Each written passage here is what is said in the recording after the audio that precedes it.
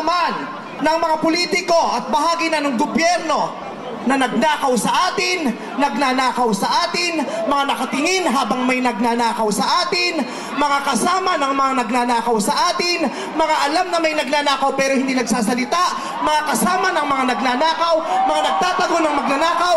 Isa lang ang gusto namin sabihin sa inyong lahat: patawad kay Father, pero putang ina ninyo! Kaputa-putahan ng mga putang ina nyo! Katatapos lang ng misa, pero Panginoon, patawarin nyo kami, pero totoo yan. Ito ang wika ng lahat ng mga Pilipinong ninakawan: putang ina nyo! Putang ina nyo! Putang ina nyo! Putang ina nyo! Putang ina nyo!